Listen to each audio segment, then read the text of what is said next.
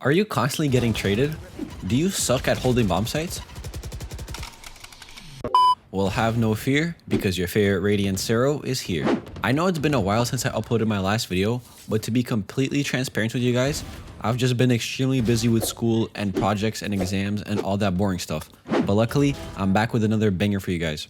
Like aim and movement, positioning is one of the most important skills in Valorant, and that's why in this guide, I'll go over all the positioning tips and tricks you need to know to help you climb the ranks to reach your desired rank of Immortal and Radiant. I'll also be going over the different levels of being unpredictable, how to win more post-plant situations, and much more. So without wasting any more time, let's get right into the video.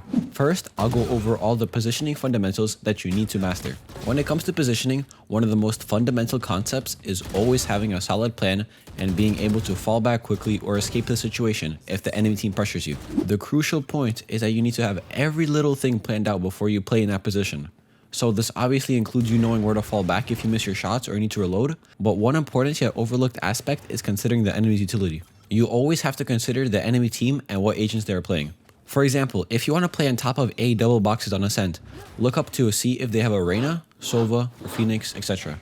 Knowing that they have a Reyna or Sova, you can ask your teammates to be ready or destroy the Lure or drone. Likewise, if the enemy team has a Phoenix, you have to be ready to play anti-flash.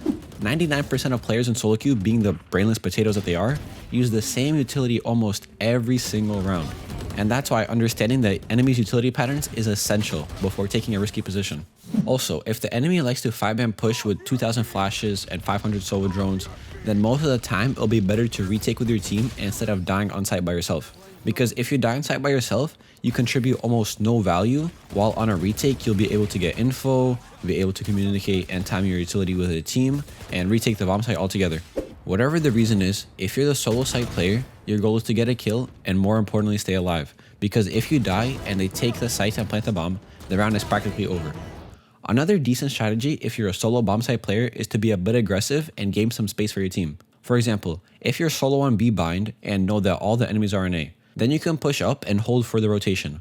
If you die in this case as a solo, your team has enough time to rotate so the enemy doesn't get a free plant. But remember that this can be risky, especially if you aren't Jet or Reyna, because it'll be easy for the enemies to trade you. So if you're playing like Omen or any support character, it may be better to just play back and retake with your team.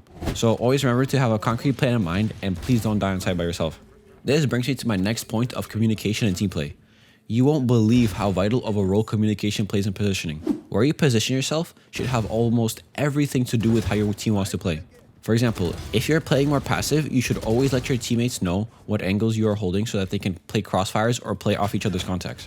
Most of you guys already know this, so I won't go too depth in explaining it, but a crossfire is essentially a setup of you and your teammate in which an enemy peeks both of you at the exact same time. This will force the enemy into choosing to fight either one of you, giving the other the opportunity to secure the kill. If your team wants to play a little bit more aggressive, on the other hand, you can time each other's flashes and decide when each person peeks the enemy. Always remember that positioning with your teammates is always better than positioning by yourself. Try to consistently put yourself in a situation where you can play off a teammate. This is known as peeking off contact. The idea is that you hide and cover pre-aiming the angle while your teammate is holding from a different position. Once you hear your teammate shooting, you peek and basically have a crossfire on the enemy, netting you guys free kills. But Sero, I'm in silver and my teammates are dog water and don't listen to anything I say. It's common to be in a solo queue situation where no one is giving comms at every rank in the game, which can seem frustrating, but this doesn't mean you can't apply this knowledge to your games. In most cases, your teammates who decide to not use their mics or play as a team are players who are generally more tilted and play more aggressively. This can be used to your advantage, because if they're constantly taking first peek, that allows you to play off them, instead of peeking first and trusting them to trade you. Another concept that most low-ranked players don't understand or acknowledge is the concept of angle perception advantage. Essentially, you want to be farther from the angle or the wall than your enemy. The closer you are to the wall, the earlier the enemy will see you, and vice versa. This happens because of the way the camera works in Valorant. So if you're hugging a wall, you won't see the enemy, but they'll be able to see your shoulder, putting you at a pretty big disadvantage. So a big low elo mistake that I see is players sitting in corners, and it always hurts me because corners are always cleared by enemies, and at the same time you have nowhere to escape and will get traded. If you aren't yet convinced, when you're in a corner, you're at an angle perception disadvantage since your body's touching the wall, making the enemy see you first. Instead, you should be always playing a bit away from the corner to catch the enemies off guard and get an angle perception advantage on the opponents. So in Valorant, there are two main ways to hold an angle, through a standard common angle or with an off angle. So the issue I see with most players, especially below Diamond and Plat, is that they don't really know when's the right time to use each one. First, let's go over what standard angles are and the possible issues that come with using them. So a standard angle is an angle that is very commonly played because it gives the player the ability to quickly escape or get behind cover. The problem is that since these angles are so common to your opponents, they will be already pre-aiming you and will have their crosshair line up in your head, giving them an easy kill. The other problem with standard angles is the issue of peeker's advantage. Peeker's advantage basically means that due to human reaction time, ping difference, and server tick rate, the person peeking has roughly a 70 millisecond advantage of seeing the opponent first. This means that if an enemy swings you, they'll be able to kill you before you can react, making it look like they're still running on your screen. Despite these inconsistencies, standard angles can actually help you win more games if you're playing them correctly. The main idea you should focus on is not holding static angles. I see countless lower ranked players who like to hold angles while standing completely still, but doing this puts you at an extremely unfavorable position, as the enemy already has their crosshair on their head when they peek out. This is where the importance of a peeking and unpeeking comes in. The idea is that if you're playing on a standard angle where you don't have any advantage, you should constantly be peeking and unpeeking every 3 to 5 seconds. If you're constantly peeking and unpeeking, you can catch the enemies on the moment they already cleared you and they started clearing the next position. This puts the enemies in a really uncomfortable spot, as you can peek them even after they've cleared you, giving you an edge over your opponent. Remember how I said all these advantages the opponent has while peeking? Well, you can forget about that, since by peeking and unpeeking, you're back in a driver's seat and are actually having peeking advantage on your side. A quick tip is to play angles where enemies have to peek with W. If you recall from my movements video, when players peek with W, they're vulnerable and are easy to kill. So using the peeking and unpeeking tactic with this trick can net you some easy kills.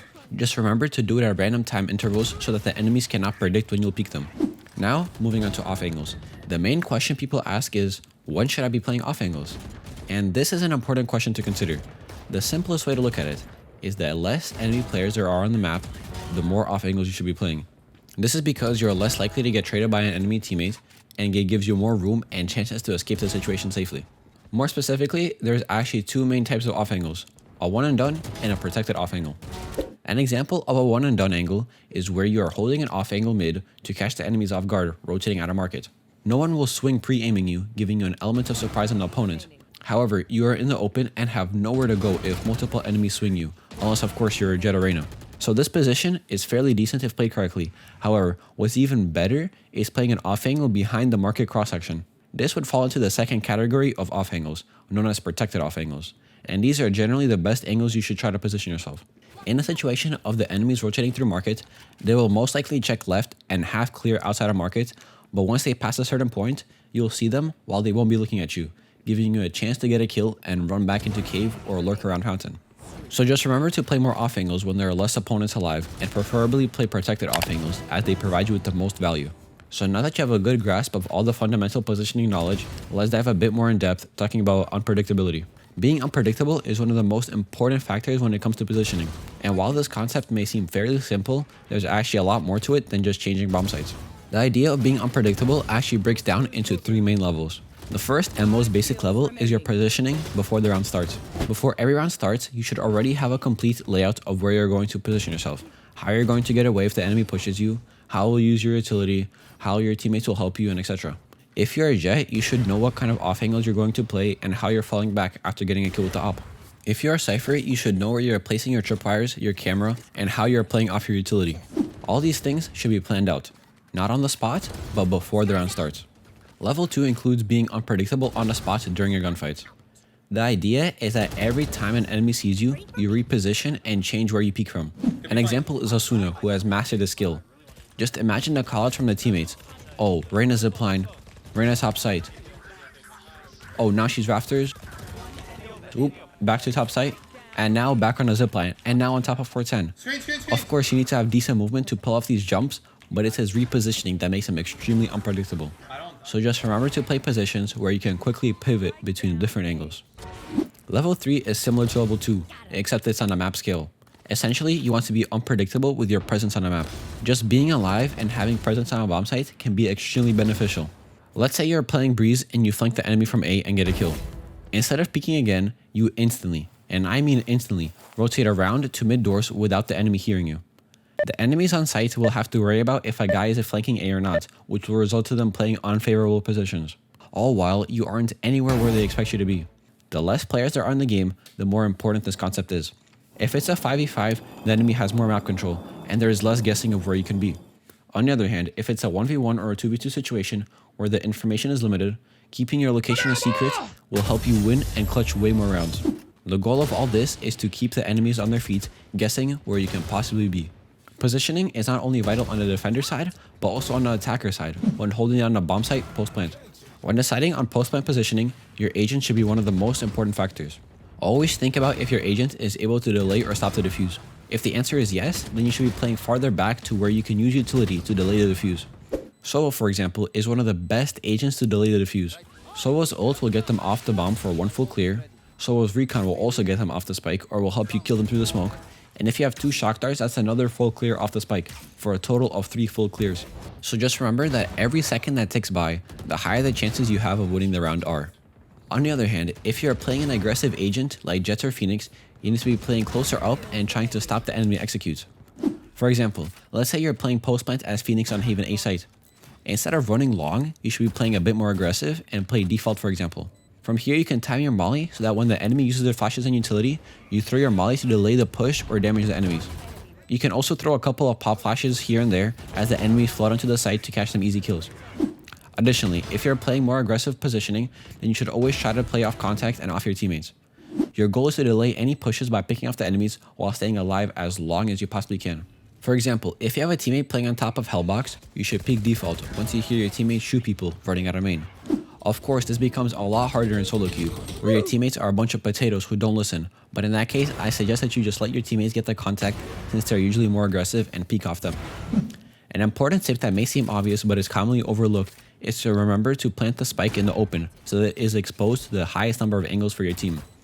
This will allow your teammates to have a lot more room to play around the bomb and peek off each other while keeping the enemies guessing. Understanding the fundamentals, having a solid plan, communicating with your team, and being unpredictable are some of the most important aspects of positioning, and when implemented can help you win a lot more games. Before I end the video, I'd like to shout out to people who recently boosted my Discord. If you want to be showcased in the next video, join using the link in the description to be a part of the community. If you believe you're hard stuck, consider watching my in-depth rank up guide. If you enjoyed this video or learned anything new, then consider subscribing. I truly appreciate and love every one of you. That's it for today, guys. Peace.